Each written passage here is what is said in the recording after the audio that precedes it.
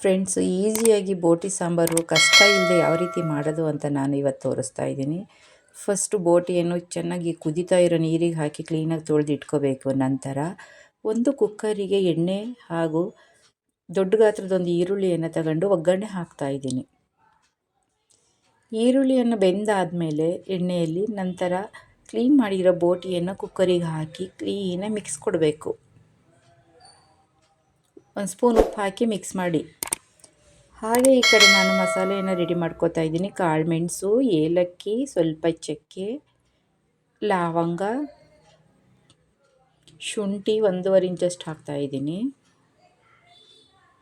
ಬೆಳ್ಳುಳ್ಳಿ 1-2, ಸಾಂಬಾರು ಸೊಪ್ಪು, ಸ್ವಲ್ಪ ನೀರನ್ನು ಹಾಕಿ ಗ್ರೈಂಡ್ ಮಾಡ್ಕೋಬೇಕು. ಮಸಾಲೆ ಜಾಸ್ತಿನೇ ಹಾಕ್ತಾಯಿಲ್ಲ ನಾನು, ಎಲ್ಲವನ್ನು ಬೇರೆ ಬೇರೆ ರುಬ್ಕೋತೀನಿ. ಗ್ರೈಂಡ್ ಮಾಡಿರೋ ಮಿಕ್ಸಿ ಜಾರಿಗೆ ಈರುಳ್ಳಿ, ಗಸಗಸೆ, ಸ್ವಲ್ಪ ಹುಣಸೆ ಹಣ್ಣನ್ನು ಹಾಕಿ ಅದನ್ನು ಗ್ರೈಂಡ್ ಮಾಡ್ಕೋತೀನಿ. ಈ ಕಡೆ ಬೋಟಿ ಬೆಂದಾಯಿತು, ಅದಕ್ಕೆ ಸ್ವಲ್ಪ ಕಸೂರಿ ಮೆಂತ್ಯನ ಹಾಕಿ ಅಚ್ಚ ಖಾರದ ಪುಡಿ ನಿಮಗೆ ಎಷ್ಟು ಖಾರ ಬೇಕೋ ಅಷ್ಟು ನೋಡ್ಕೊಂಡು ಹಾಕಿ ನಾನ್ ವೆಜ್ ಪೌಡ್ರ್ ಹಾಕ್ತಾಯಿದ್ದೀನಿ. ನಾನು ಮನೆಯಲ್ಲೇ ಮಾಡಿರೋದು ಅರಿಶಿನ ಪೌಡ್ರು, ಮಟನ್ ಮಸಾಲ ಎಲ್ಲವನ್ನು ಹಾಕಿ ಕ್ಲೀನಾಗಿ ಮಿಕ್ಸ್ ಮಾಡಬೇಕು.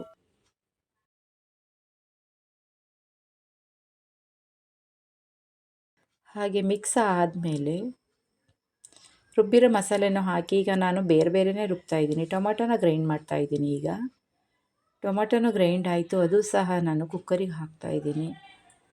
ಎಲ್ಲವನ್ನು ಒಂದು 2 ನಿಮಿಷ ಅಷ್ಟೇ ಬೇಯಿಸ್ಬಿಡಿ. ನಂತರ ಕಾಯಿ ಅದು ಗ್ರೈಂಡ್ ಮಾಡಾಯಿತು. ಹೀಗೆ ರುಬ್ಬಿರೋ ಎಲ್ಲ ಮಸಾಲೆಯನ್ನು ಕುಕ್ಕರಿಗೆ ಹಾಕಿ ಹಸಿ ಸ್ಮೆಲ್ ಹೋಗೋವರೆಗೂ ಕ್ಲೀನಾಗಿ 1-2 ನಿಮಿಷ ಕುದಿಸ್ಬೇಕು.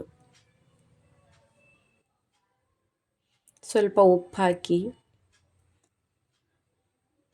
ಈಗ ಬೋಟಿ ಚೆನ್ನಾಗಿ ಬೆಂದಿದೆ. ಬೆಂದಾದಮೇಲೆ ಸ್ವಲ್ಪ ಕಾಳನ್ನು ನೆನೆಸಿದ್ದೆ ನಾನು, ಕಡಲೆಕಾಳು, ಆ ಕಾಳನ್ನು ಸಹ ಹಾಕ್ತಾಯಿದ್ದೀನಿ. ಕಾಳು ಹಾಕಿ ನಿಮಗೆ ಎಷ್ಟು ಬೇಕೋ ಅಷ್ಟು ನೀರನ್ನು ಹಾಕಿ. ತುಂಬಾ ಚೆನ್ನಾಗಿರುತ್ತೆ, ನೀವು ಸಹ ಟ್ರೈ ಮಾಡಿ. Thank you for watching.